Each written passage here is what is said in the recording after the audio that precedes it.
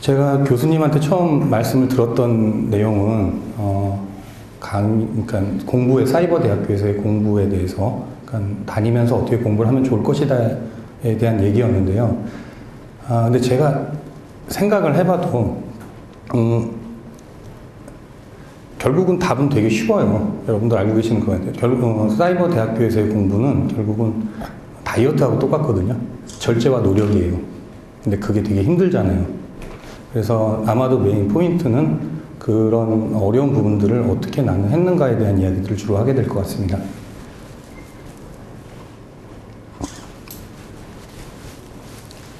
예, 저에 대해서 한번 말씀을 드릴게요. 저는 모르실 테니까 지금 현재 상담심리학과 학과 조교를 하고 있고요. 2010년에 졸업, 상담심리학과 3학년 편입으로 들어와서 3월 졸업, 그리고 12년에 청소년 상담사 받고 13년에 학과 조교하면서 사회조사 분석사 임상심리사 받았고요. 그리고 내년에는 건국대학교로 대학원 입학을 할 예정입니다. 제가 이거를 고민 끝에 까기로 했는데 성적은 사실 그렇게 좋지 않아요. 여러분들 실제 공부해보신 분은 아시겠지만 우리끼리는 다 알잖아요. 4점이 넘기가 그렇게 어렵지 않습니다. 근데 저는 넘지 못해요. 그리고 제가 주로 이 성적을 공개하기로 한 이유가 뭐냐면 3학년 때와 4학년 때 성적이 좀 차이가 많이 나요. 평점으로 1점 정도 차이가 나는데 그거에 대한 거가 주가 되기 때문에 제 경험에서는 주가 되기 때문에 이 말씀을 좀 드리고 싶어서 먼저 말씀을 드리게 됐고요. 졸업 논문 썼습니다. 좋은 경험이었다고 생각해서 말씀드리고 장학금 따위 받은 적 없고요. 우수 논문 자격 나와 있는데 저거 논문 발표하면 그냥 주는 거였어요. 네, 그래서 성공적인 학교 생활은 아니었습니다. 제가 학과 조교로 있으면서 앉아서 전화를 받다 보면은 아무래도 학업에 대한 질문도 많이 받게 되는데요. 가장 많이 받게 되는 질문이 내가 지금 직장을 다니고 있다 혹은 집안에서 일이 있다 그래서 내가 공부하기가 힘들다. 두 번째로 나이가 좀 많은데 적응이 힘들다.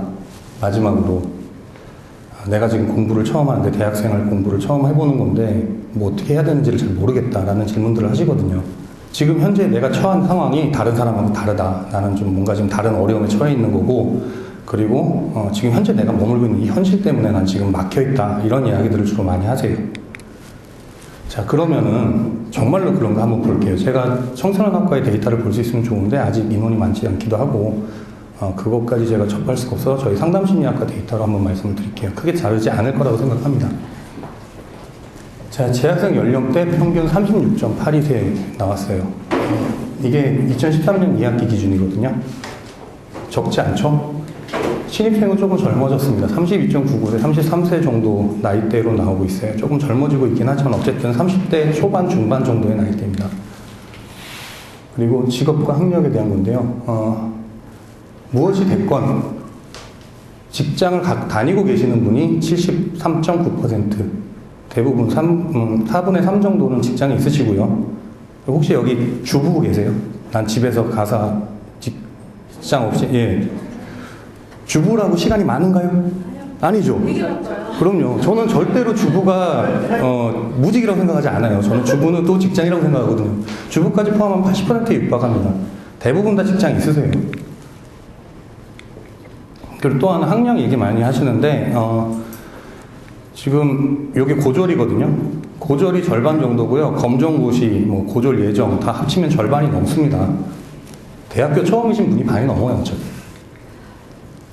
자, 그럼 이 세 가지 문제가 나왔는데 직장 또는 가사에 대한 어려움, 내가 나이가 많다, 그리고 처음 해보는 공부다라는 말씀을 하시는데 자, 첫 번째로 이거를 공부 시작하시기 전에 몰랐나요? 아니잖아요. 알고 계셨잖아요. 그럼에도 불구하고 선택하신 거잖아요. 그리고 또 어차피 입장은 똑같아요. 학생들 다 직장 있으시고요. 오프라인에 비해서 나이대 다 높으신 건 당연한 거고요. 그리고 반 이상이 대학 공부 처음 하십니다. 조건은 같아요. 자, 그렇다면은 이렇게 다수가 갖고 있는 장애를 장애라고 할 수 있을까요? 그리고 그걸 양해해달라고 할 수 있을까요? 그리고 그렇게 우리가 학교에서 예외를 받아서 졸업장을 받으면 그 졸업장에 대한 가치를 사회에서 인정을 해줄까요?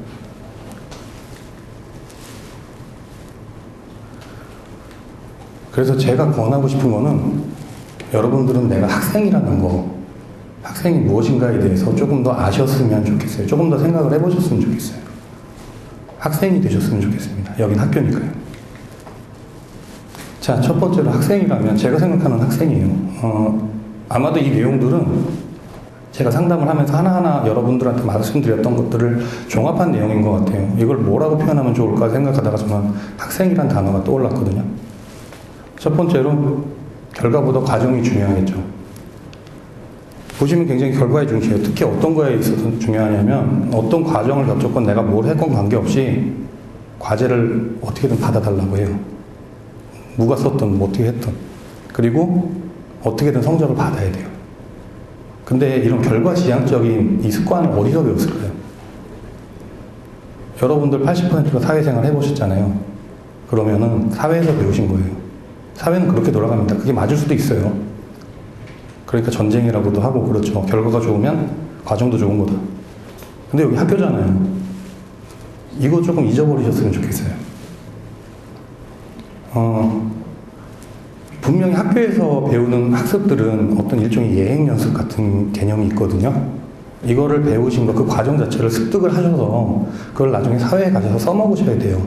근데 그 습득의 과정을 건너뛰려고 드시면 그 졸업장은 의미가 없어져요.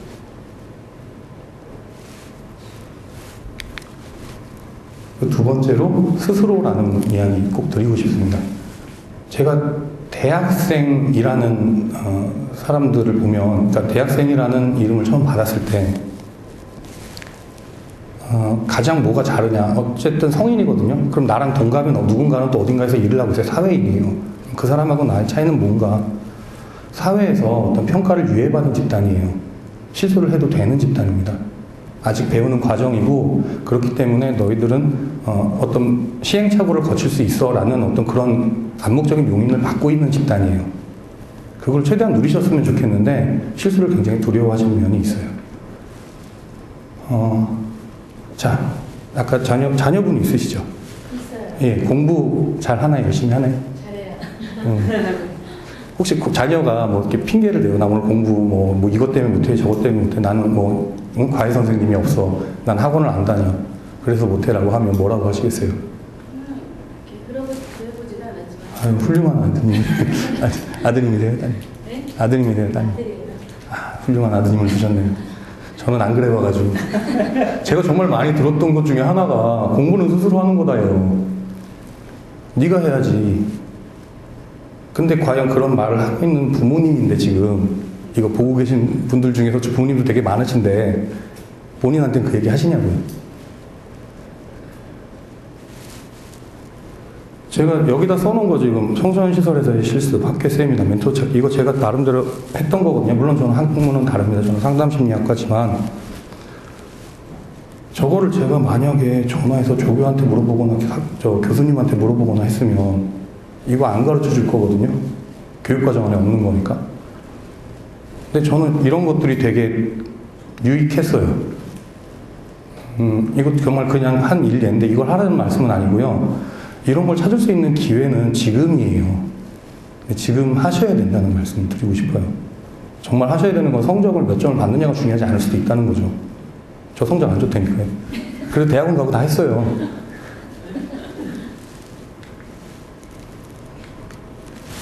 자, 다음으로 관점이라고 표현해. 저걸 뭐라고 표현하면 좋을지 모르겠어요. 적당한 단어가 떠오르지 않았는데, 저 관점이라는 거는 어떤 내가 지금 공부하고 있는 학문, 내가 갖고 있는 이 전공에 대해서 나만의 어떤 무언가를 갖고 있으란 얘기예요. 자신감, 일종의 자신감일 수도 있고요. 개념, 컨셉, 철학, 뭐 어떤 가치 판단의 기준 이런 것들을 하나는 갖고 계시라는 뜻이에요. 뭐가 떠오르냐면요. 자, 제가 이 예를 들어볼게요. 뭐 뉴스 같은 걸 봐도 그렇고 주위에서 많이 나오잖아요. 자, 부모의 어떤 보호를 받지 못한 아이가 있어요. 그래서 무언가 삐뚤어졌다 이런 뉴스 많이 나오죠. 이걸 보면서 무엇을 떠올리냐는 거예요. 사회학도라면은 어떤 사회적 시스템을 떠올려야 돼요. 그걸 떠올리면서 이걸 어떻게 고칠 것인가, 난 사회학도로서 무엇을 할 것인가를 떠올릴 거예요. 저는 심리학도니까 그런 사람들의 특히 또 상담을 했으니까 그런 사람들을 얘기를 들으면 얘를 어떻게 치료를 할 것인가 이런 과정이 떠올라요. 뭐 재양의 경험, 뭐 아니면 또 뭐 자아 찾기, 뭐 이런 얘기들, 뭐 부모와의 불, 뭐 이런 것들 떠올라요. 그러면 여러분들 청소년 학도인데 무엇을 떠올리겠냐고요. 어쩌면 이게 성적 몇 점보다 더 중요할 수도 있어요. 면접 볼 때 이런 걸 물어보지 않을까요? 이게 있는 사람하고 없는 사람, 거기서 차이가 나지 않을까요? 내가 나가서 나중에 사회로 진출하게 되면 어떤 일을 할까? 이거에 대해서 내가 관점을 잡지 못한다면 여러분 받으신 지금 하고 있는 공부가 무슨 의미가 있을까라는 생각이 들어요. 이거는 고집이라고 표현을 했는데요. 애정일 수 있어요. 저는 애정이라고 생각해요. 내 거에 대한, 내 주관에 대한, 내가 배운 거, 내가 하고 있는 이 공부, 내 일에 대한 사랑이겠죠. 이게 이런 게 있어야 나중에 보람도 있지 않을까요? 자, 다음으로 함께라는 표현 하는데요. 특히 지금 잘 들으셔야 돼요. 카메라 너머에 계신 분들, 지금 보고 계신 분들 잘 들으셔야 돼요. 자, 학교에서 학습은 수업만이 다가 아니죠. 수업이 다인 곳은 학원입니다. 여기는 대학교, 학교고요. 그래서 어떤 이 안에서 부대끼고 여러분들끼리 무언가를 만들어 나가는 과정 자체도 굉장히 중요해요. 그리고 그게 모이면 그게 아이덴티티가 돼요. 서울대생은 서울대생 나름대로의 무언가 공유하는 추억이 있어요. 고려대생 그러고 연대대 그러고 어떤 대학도 다 그래요. 근데 우리 사이버다 보니까 그게 굉장히 약해요. 그래서 어쩌면 이거는 그러니까 다른 오프라인 대학교는 그거 노력 안 하셔도 괜찮은데 우린 사이버기 때문에 그거 노력해야 될 수도 있어요. 지금 여기 4분 앉아 계신데 이 시간에 뭐 오시기를 바라는 것도 무리겠습니다만, 그리고 제가 알아요. 여기 40분인가 계실걸요? 60명인가? 아무튼 굉장히 숫자가 적기 때문에 여기 앉아 계신 분들이 적은 비율은 아닐 거라는 거 저도 알아요. 그리고 우리 상담심리학과도 이렇게 시작했습니다. 뭐 이런 인원들로 시작하고 해서 움직인 건데, 여기 혹시 지난번 축제 오신 분 계세요? 작년도 축제. 아니면 처음 하정희 교수님의 첫 번째 특강 계셨던 분. 기억나죠? 거기 막 그 청소년학과 몇 명 넘는데 거기 상담심리학과가 더 많이 오고 막 그러잖아요. 지금 무슨 얘기하는지 하나도 모르죠? 안 오니까 모르는 거예요. 이게 아이덴티티가 없는 거고요. 여러분 졸업해도 관련을 못 가져갑니다. 연결을 못 가져가요. 근데 제가 학과 조교를 하면서 느끼는데요. 무언가 자리가 있어요. 계속. 우리 출신 누구, 내가 아는 누군가가 이걸 해줬으면 좋겠는 그런 일들이, 괜찮은 일들이 있어요. 내가 권해주고 싶고 추천해주고 싶은 일들이 생기는데 없어요, 사람이. 지금 상담심리학과 사실 그게 굉장히 큰 문제거든요. 사람을 찾기가 힘들다는 거. 청소년학과도 그렇게 돼요. 하정인 교수님 인맥이 굉장히 넓으신 분이신데 사람을 못 찾아요. 이거 나중에 부탁하실 수 있을까요? 하정인 교수님이 모르잖아요. 여러분 못 찾을 거고요. 여러분이 역으로 부탁을 할 수 있을까요? 졸업하고 나서 올라가면 못 올걸요? 물론 이게 중요한 건 아닌데요. 이건 결과인데요. 이런 결과가 안 나오는 과정이 조금이라도 같이 있어 보려고 노력하는 데 있을 것 같고요. 그리고 그 과정이 처음은 좀 힘든데 하다 보면 굉장히 즐겁고 재밌어져요. 대학 생활, 학교 생활에 또 다른 즐거움이고 행복이고 어떤 공부로 이끌어주는 또 하나의 원동력이 되기도 해요. 그 증거가 뭐냐면 제가 조교를 해서 알잖아요. 점수가 더 높아요. 자주 나오신 분이. 진짜로. 자극을 받으세요. 숨어있는 데서 얼마나 열심히 공부하는지를 알게 되니까 자극을 많이 받으시더라고요. 진짜로 도움이 됩니다.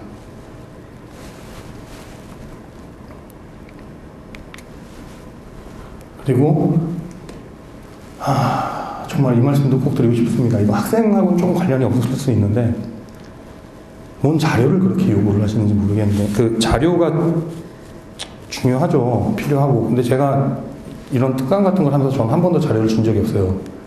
그 이유는 뭐냐면 이 상황 문 밖으로 나갈 때 뭐 머릿속에 들어있는 게 온전히 내가 가지는 거지 손에 들고 나가는 거는 진짜 내 거가 아니다라는 경험이 있어서 그래요. 저도 자료에 집착하는 편이고 뭔가 계속 모으고 수집하고 하는 편이 있어요. 2년 동안 다니면서 제가 이것저것 뭐 교환부터 해가지고 모아놓은 게 복사용지로 박스로 한 10박스가 넘는 것 같아요. 이제 애기 장난감도 놔야 되는데 맨날 욕 먹죠. 저거 버리네 만에 보지도 않는데 나도 고민이 되죠. 근데 왜 못 버리냐면 저 안에 뭔가 있을 것 같아요. 내가 안 본 게 중요한 게.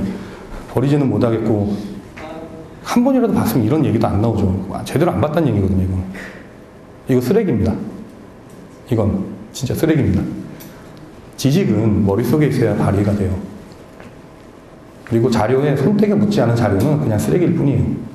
이 부분은 꼭 생각을 해보셨으면 좋겠어요. 그러니까 손에 들고 가려고 하지 마시고, 이거 언젠가 해서 찾으려고 해도 어디인지 못 찾는다니까요. 내가 해봐서 안다니까요. 못 찾아요. 이게 머릿속에 하다못해 이게 무슨 내용이었구나만 기억을 해도 찾거든요. 최소한 거기까지는 머릿속에 담아두려는 노력은 하셨으면 좋겠어요. 이건 공부도 마찬가지예요. 물론 여러분들은 다 이제 열심히 공부를 하셔가지고 시험을 보시겠으나, 일부 극소수의 그 나쁜 사람들이 책을 피고 시험을 본다는 얘기들이 있더라고요. 근데, 그 책 찾는 것도 어디에 뭐가 있어야 되잖아요. 수업을 들어야 되거든요. 그리고 사실은, 제가 아까 그 점수 차이 말씀드렸는데, 3점대가 4점대가 됐던 가장 큰 이유는 수업을 제대로 듣기 시작하면서부터 바뀌더라고요. 4.0 넘는 첫걸음은 수업 제대로 듣는 거. 모든 특강을 제대로 소화시키는 거. 내 모든 지식을 내 걸로 만드는 거. 여기서부터만 하셔도 4점대 올라갑니다. 충분히.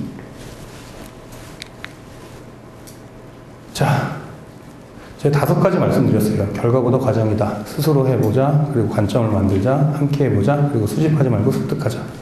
이 말 많이 들으셨을 거예요. 학생은 학생의 모습일 때 가장 아름답다. 지나가는 아이들을 보며 어른처럼 흉내내고 다니는 아이들, 화장하고 다니는 아이들, 어른처럼 옷 입는 다니는 아이들 보면서 잔소리합니다. 그런 생각 머릿속에 딱 떠올라요. 네가 그렇게 답지 않다. 어울리지 않는다. 지금 네 모습이 그게 아니야. 이 말 너무 해주고 싶잖아요. 한 번만 그 얘기 나한테 한번 돌려보세요. 아이들한테 하는 조언 나한테 돌려보세요. 내가 지금 모습이 지금 하고 있는 이게 학생의 모습인가?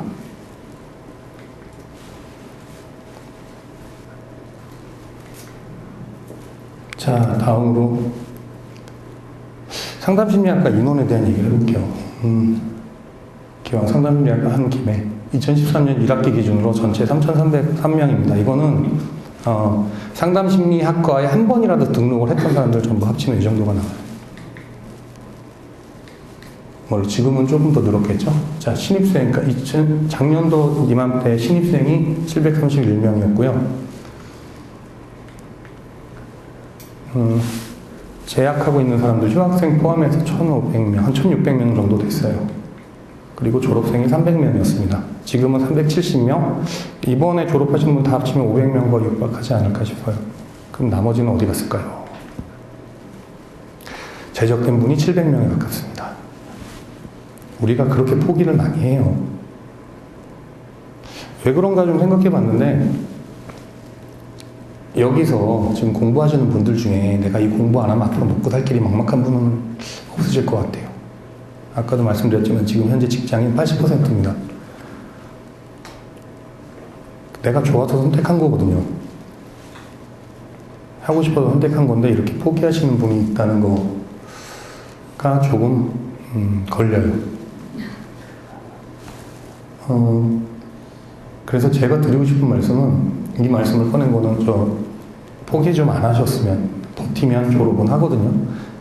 특히 상담심리학과는 좀 이것저것 좀 졸업에 대한 요건들이 있는데, 청소년학과는 하정희 교수님이 그렇게 잔혹하지 않습니다. 좀 스무스하게 열심히 잘 다니시면서 관계를 잘 돈독히 하시면 나쁘지 않게 해주시지 않을까라는.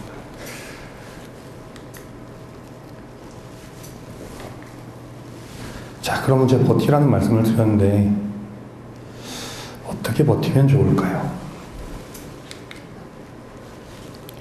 여기서 왜라는 이야기 조금 드려보고 싶어요. 아까도 말씀드렸는데 먹고 사는 문제가 달린 것도 아닌데 왜 갑자기 공부를 시작하셨을까요? 그 이유가 있을 것 같아요, 사람마다. 이거는 조금 더 솔직한 이유일 것 같아요. 먹고 사는 문제 외에.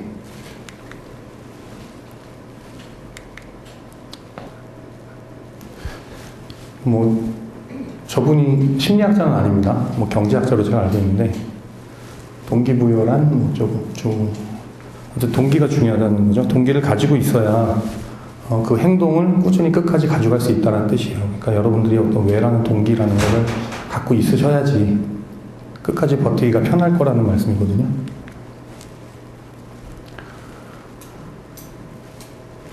왜 오셨어요? 네. 저는 지금 우리 아들이 굉장히 지금은 아주 자기 자기가 알아서 하고 자기 일에 대해서 생각하고 그리고 자기가 무엇을 해야 되는지 앞으로에 대한 진로에 대한 그런 게 확실하게 정해져 있는데 사춘기가 있었어요. 중학교 때 너무 말썽을 피우고 너무 힘들었어요. 그래가지고 그걸 겪고 이겨내면서 그리고 제가 교회에서 활동을 하는데 보니까 주변에 그런 아이들이 많더라고요. 그래서 제가 거기에 대한 관심이 있고 그리고 그거에 대한 불을 지피는 것은 우리 아들이었어요. 그래서 이걸 내가 공부해서 청소년 같은 것도 상담 심리학도 있는데 이거 너무 넓고 그래서 아이들에 대해서 연구하고 싶었어요. 그래서 들어오게 됐고 그리고 제가 나중에도 이걸 통해서 먹고 살고 이런 그런 것보다는 우리 그러니까 우리 상대 그 대인장애 심리학에서 보면 낮은 단계에 있는 사람들은 그것을 이루는 거가 힘들잖아요. 근데 어느 정도 되니까 생활이 되고 어느 정도 되니까 그것을 바라보게 돼요. 그래서 분명 내가 좀 사회에 기여할 수 있는 뭔가가 있지 않을까. 그것도 가장 중요한 거 아이들은 결손가족 아이들, 조손가족 그런 아이들 되게 많잖아요. 근데 아이들을 그때만 잘 이렇게 해주면은 아이들이 삐뚤어 나가지 않고 잘하고 우리나라의 미래를 이끌어갈 수 있는 훌륭한 사람이 될 수 있다는 생각이 들어서 그걸 했기 때문에 그것이 동기입니다. 그러니까 사시면서 경험을 통해서 청소년기의 중요성을 좀 아시게 된 면이 있었고 뭐 그것과 관련돼서 어떤 뭐 청소년들을 좀 돕는 일을 하고 싶으셨다. pepu는 예. 저는 이게 좀 나이가 더 들기 전에 대학 공부를 한번 해보고 싶긴 했었거든요. 더 늦기 전에 해야겠다 생각을 했고, 저희 이제 애들이 지금 초등학교 1학년 올라갔어요.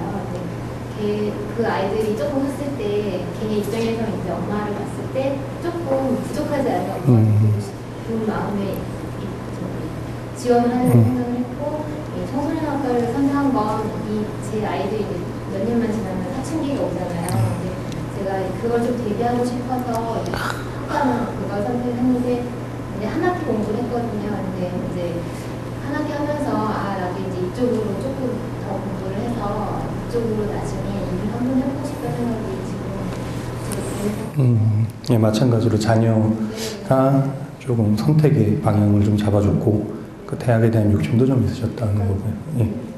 pepu는 저도 좀 비슷한데요. 저도 이제 교회에서 여러 가지 사역을 하면서 청소년학교 관련된 사역들을 하다 보니까 주변에 청소년 학생들을 많이 만나게 됐는데 아이들 보면서 깜짝 놀라는 일들이 제가 많이 있었어요. 자살하고 싶다는 얘기를 이렇게 서슴없이 한다든지 아니면 흥미가 없다. 뭘 해야 될지 모르겠다. 뭐 이런 아이들이 굉장히 많았었거든요. 그거 보면서 내가 아이들한테 뭔가 좀 도움이 되고 싶다. 그리고 이제 앞으로 제가 나이가 좀 있는데 인생 후반전을 어떻게 살아야 될까 이런 생각을 많이 하다 보니까 청소년 아이들에 대한 그런 어떤 아이들을 이렇게 지도해주고 따뜻하게 보듬어주고 인도해줘야 되겠다는 그런 거에 대한 제가 어떤 의무감 같은 게 많이 생겼어요. 그것 때문에 굉장히 제가 고민을 많이 하게 됐고 그러다가 이제 제가 한양사이버대학교에 청소년학과가 이렇게 신청했다는 걸 딱 알게 돼가지고 입학하게 됐어요. 저는 이제 인생의 남은 삶은 청소년들하고 같이 보내고 싶다는 그런 생각을 가지고 있어요. 어떤 또 주위에서의 경험이 좀 지금 보면요. 전 학과로 이렇게 전화 오는 거 보면은 이런 질문 되게 많아요. 자격증, 대학원이랑 취업을 얘기하는데 어느 정도냐면은 저보고 인생 설계를 해달라는 것 같아요. 정말 이분은 학교가 아니고 정말 인생 절반의 설계예요. 저랑 통화하면서. 그래서 이걸 하면은 뭘 갈 수 있냐, 어떻게 되냐, 이거 하면은 뭘 해야 되냐. 청소년학과는 제가 뭐라고 말씀 못 드리겠는데 상담심리학 같은 경우는 이거 대학교는 정말 기본이거든요. 인문. 기초라고도 안 해요. 입문 단계예요. 그리고 진짜 상담 관련된 거를 시작하는 건 대학원이거든요. 그래서 이거 졸업하면 뭐 할 수 있냐라고 하면 대답할 수 있는 게 당연히 없죠. 할 수 있는 게 없는데 입문 과정 끝내가지고 뭘 하겠어요. 그래서 사실은 학부 단계에서 실습도 없거든요. 상담 실습을 안 해요. 의무적으로. 그게 없는 이유도 그거예요. 입문 단계라. 그냥 넌 지금 지식만 쌓아라 그거죠. 근데 무슨 자격증에 대학원 진학에 취업을 물론 있어요. 졸업생 중에 자기가 찾아가지고 살 길 찾아서 이렇게 가신 분들이 있는데 이거를 너무나 디테일하고도 세세하게 알려달라고 하시는데 일개 학과 조교가 한 사람의 인생을 감히 재단할 그럴 만한 배포가 없거든요. 저는 근데 좀 답답한 게 있으니까 좀 뭐가 좀 겁이 나요. 이런 얘기를 들을 때마다 이게 분명히 영향을 줄 것 같은데 이분은. 물론 또 어떤 분들은 보면은 나랑 통하고 다른 분하고도 통하고 할 것 같긴 해요. 계속 돌아가면서 쇼핑이라고 그러는데 쇼핑하든 여기저기 전화하면서 똑같은 질문들을 하셨겠죠. 그렇지만 지금 여기서 중요한 건 이게 아닌 것 같다는 말씀을 꼭 드리고 싶어요. 먹고 사는 문제가 목표였냐라고 하면 지금 아니셨잖아요, 다. 뭔가 조금 더 깊은 걸 갖고 있었잖아요.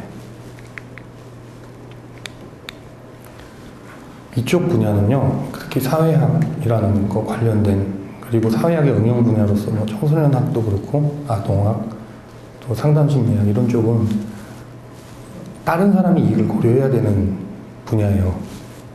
그리고 되게 힘들고 수익이 적어요. 남들 거 먼저 챙겨주고 내가 먹어야 돼요.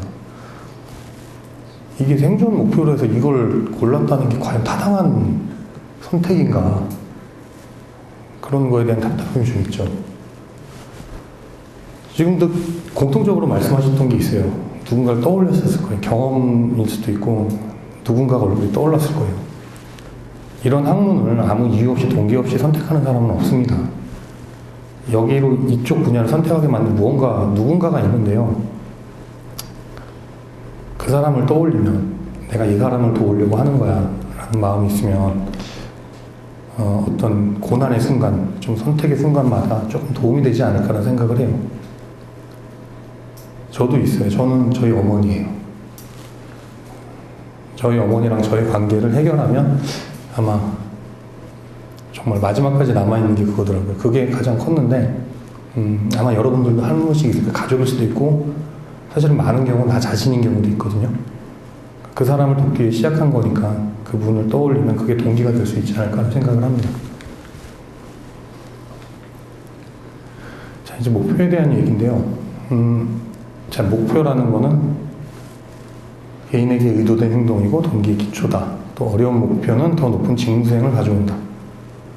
동기가 있고 난 다음에 목표가 뚜렷해지면 그 목표만 갖고 있는 거는 안 되는데 동기가 갖고 있는 상태에서 목표가 뚜렷해지고 그 목표가 높으면 어떤 직무 수행이라고 표현을 하는데 이분이 경제학 교육이라고 표현하지 못했는데 어쨌든 동기가 굉장히 커져요. 그러니까 성취 자체가 높아지게 된다는 거예요. 중요한 거는 개인에게 의도된 부분인데 제가 밑줄도 쳐놨죠. 타인에 의한 목표는 그 목표가 아니거든요. 내가 하고 싶어서 해야 된다는 거죠. 여기서 아까 말씀드렸던 부분을 다시 한번 좀 말씀을 드릴게요. 사회인이냐 학생이냐에 대한 이야기인데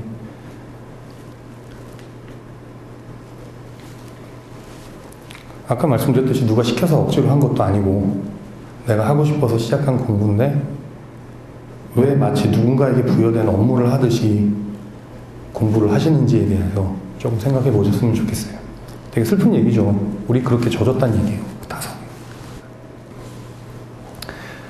근데 학교에서는 지금 제가 썼지만 학생의 방식이 있습니다.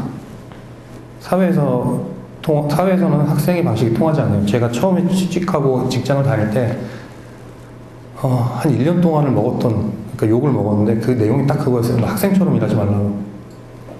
여기서는 반대로 말씀드리겠습니다. 사회에서 하던 것처럼 공부하지 마세요. 얻어갈 게 없습니다.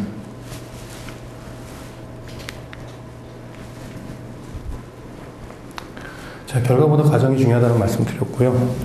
지금 순간순간 모든 하시는 것들이 결국은 지금 현재는 아무 도움은 안 되거든요. 지금 여러분 먹고 사는 문제는 아무 차이가 없는데 나중에 나이 들어서 나중에 내가 나를 돌아보게 됐을 때 그때를 위한 준비거든요. 그거에 대해서 스스로 또 좀 찾고 만들어 가시는 과정을 가지셨으면 좋겠습니다. 자, 마지막으로 이게 뭔지 아시죠? 지금 이거를 볼 나이대에 자녀가 있으신 분 계세요? 예. 여기서 타요가 누굴까요? 아시잖아요. 아세요? 처음 보네. 아세요? 보기만 하셨죠? 얘가 타요고요. 얘가 로기, 얘가 라니, 얘가 가니, 얘가 시투. 여기 조금 더 어려워요. 뽀로로는 아시죠? 얘는 누굴까요?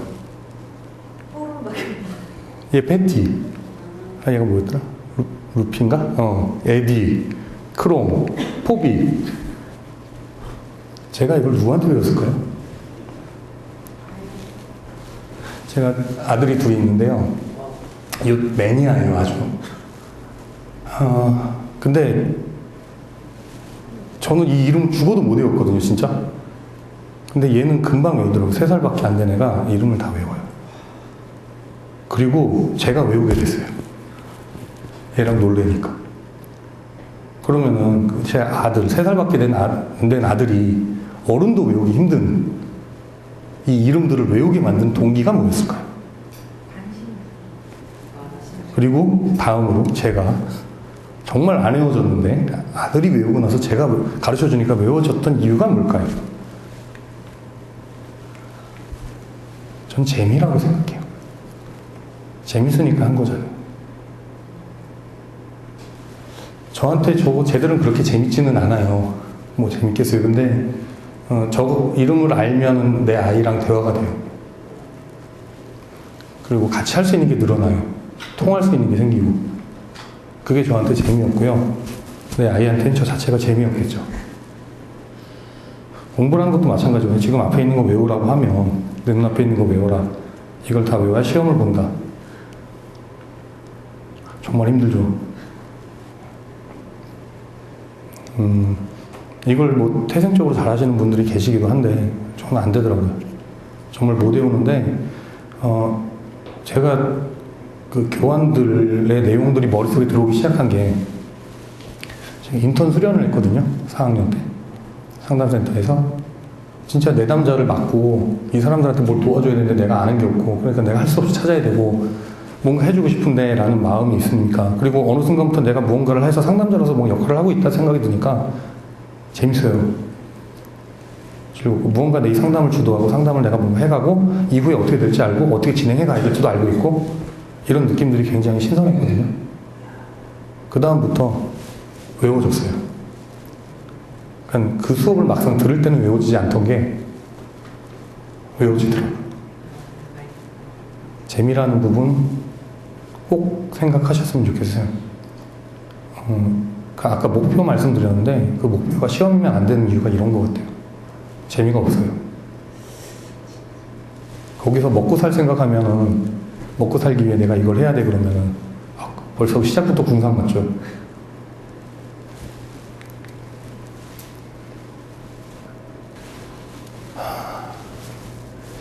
그리고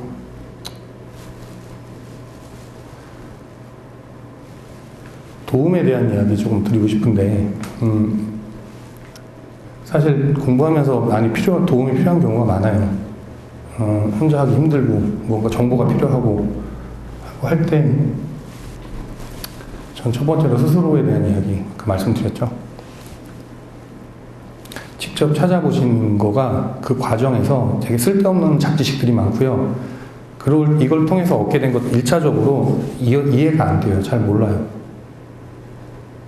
그 다음에 이제 손 뻗치거든요. 그러면 주위에. 이것도 사회에서 배웠다고 생각하는데 사회에서는 그렇게 일하잖아요. 누구한테 물어봐서 그 다음에 네가 습득하고 그 다음에 해. 이걸로 끝나잖아요. 근데 공부는 그렇지 않은 것 같아요. 빈 공간을 내가 채워야 돼요. 그러면 어떻게 되냐면 이게 쓸데없던 이런 정보들 있잖아요. 이 자잘한 이런 정말 흩어져 있던 머릿속에 어디 구석에 처박아 놨던 이것들이 나중에 내가 보게 되면 다른 무언가가 또 연결이 되거든요. 그래서 제가 얘기하는데 전 덕후라는 표현을 되게 좋아해요. 이럴 때.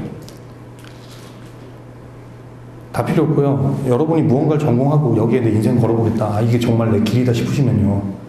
딱 한 달만 그 애들 그 게임 중독한 애들처럼 뭐 도박 중독된 아저씨들처럼 눈만 뜨면 숨 쉬면서 숨만 쉬고 그쪽에 대해서 한번 공부를 해보세요. 공부를 한다는 뜻은 다른 게 아니고요. 그냥 인터넷 뒤져보세요. 요즘 인터넷 좋거든요. 인터넷 검색해가지고 한 페이지 이상 보는 적 없잖아요. 그걸 한 200페이지까지 한번 읽어보세요. 검색 페이지를. 그러면은 어느 순간부터 그게 이어져요. 이 과정 한 번만 거치고 나면은 웬만한 질문은 답해줄 수 있을 만큼 정보를 얻게 됩니다. 두 번째, 제가 동료 말씀드렸죠. 특히 저 중요하게 생각하는 거는 교수님과의 관계가 아니거든요. 이게 사이버다 보니까 여러분들 눈앞에 교수님밖에 안 보여요. 이게 촬영되는 사람밖에 못 보잖아요. 근데 옆에 더 많아요, 사실. 그리고 진짜 도움은 그 옆에서 그러니까 수평적인 관계 안에서 그런 그물망 안에서 더 큰 도움을 받을 수 있다고 생각해요. 조교에게도 말씀드렸는데요. 이게 제가 아니라 이제 저 청소년학과 조교님 연락처거든요. 첫 번째로 좀 부탁드리고 싶은 게 제가 아니라서 여러분들이 연락할 사람이 제가 아니라서 부탁을 드리는데요. 이것도 관점이 좀 차이가 있는 것 같아요. 좀 콜센터 직원처럼 질문하지 않으셨으면 좋겠어요. 왜냐하면 이 조교와 콜센터 직원의 차이가 뭐냐면요. 콜센터 직원은 답변 리스트를 갖고 있어요. 그리고 그 안에서 어느 정도 해결할 권한이 있어요. 근데 조교는 그런 게 없거든요. 자기가 알고 있는 지식 안에서 답변 드리고요. 할 수 있는 권한이 정말 없어요. 그래서 웬만하면 전화를 돌리는 게 대부분이에요. 담당 부서로. 그래서 차라리 뭐 이쪽 분야의 진로나 이런 거 먼저 만약 같은 분야의 전공을 하신 분이라면 진로나 이런 질문들은 가능한데 전화 한 통으로 뭔가 해결되긴 되게 힘들어요.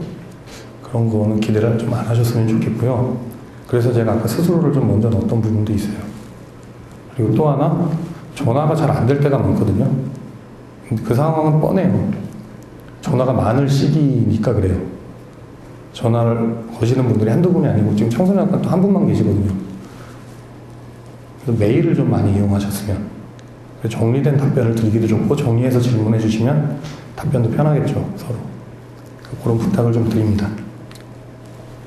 학과 홈페이지 올렸는데요. 이거는 사실은 도움을 얻는다라는 개념보다 여러분들만의 커뮤니티를 좀 만드셨으면 좋겠어요. 지금 카페가 있는지는 모르겠는데 뭐 다음이나 이런데 카페든 뭐 블로그든 뭐든 해서서 학과 여러분들끼리의 커뮤니티가 있었으면 싶어요. 그래야 학생회 자체도 여러분들이 원하는 대로 운영이 가능해지거든요. 그리고 교수님도 원하시는 분야에 어떤 도움을 드릴 수 있을 거고요. 그런 부분을 좀 생각하셨으면 좋겠어요. 그 교수님에게 질문 드리는 것도 당연히 들어가겠죠. 특히 뭐 이쪽 분야에 대해서 가장 잘 알고 계시는 건 교수님이시니까요. 근데 중요한 건요, 메일을 주세요. 전화번호 알려달라는 분이 그렇게 많습니다.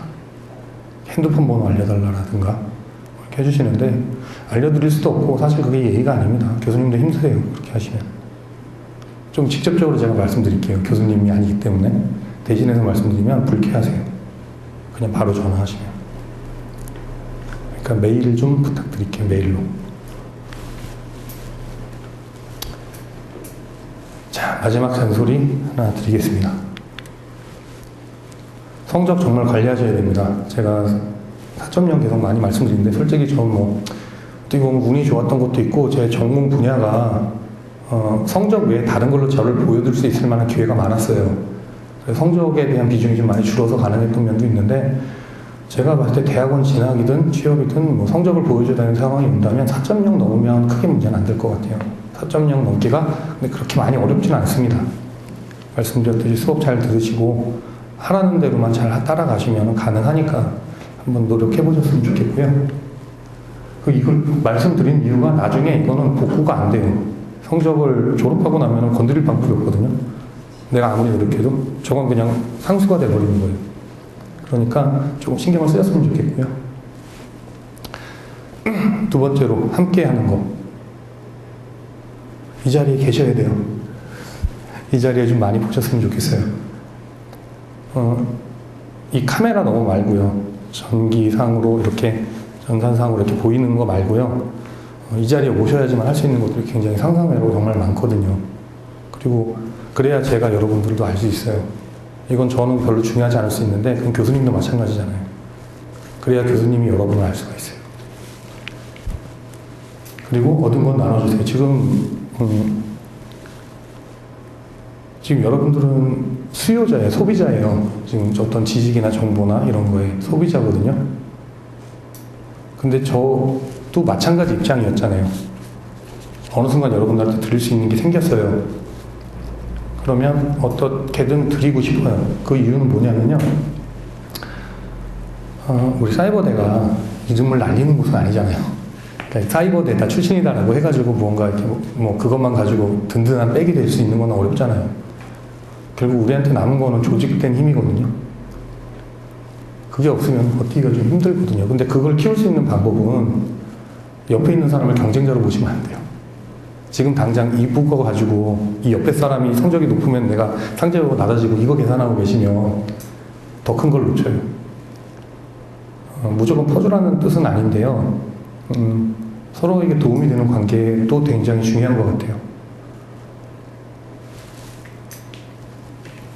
또 하나, 도움과 내지는 혼동하지 마세요라는 말씀 드리는 거는 아까 말씀드렸던 스스로라는 부분, 도움은 받으시는데 어쨌든 주도적이 돼야 된다는 거예요. 내가 어떤 지식을 찾고 수요하고 하는 데 있어서 주도적이 좀 되셨으면 좋겠다는 뜻이고요.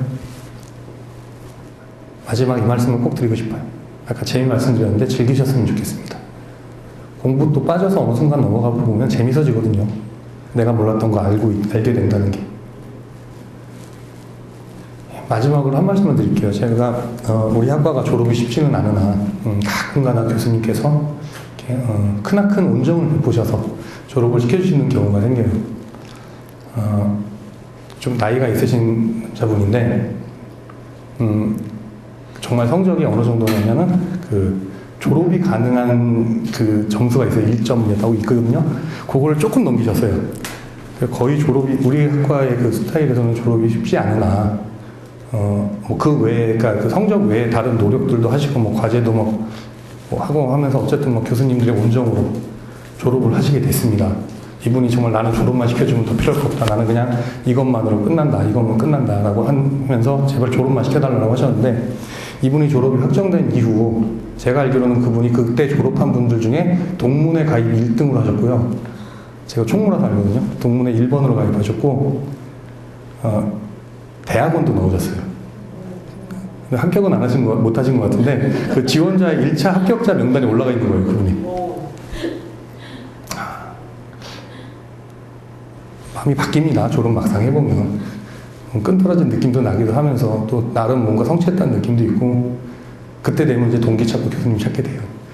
어쨌든 여러분들 지금 있을 때 하실 수 있는 거 많이 누리시고 찾을 수 있는 거 꼭 찾으시고 목표에 너무 매몰돼서 중요한 걸 놓치는 일은 없으셨으면 좋겠습니다. 자, 제 강의는 여기까지고요. 또 질문사항 혹시 없으시면 여기까지 하겠습니다. 감사합니다.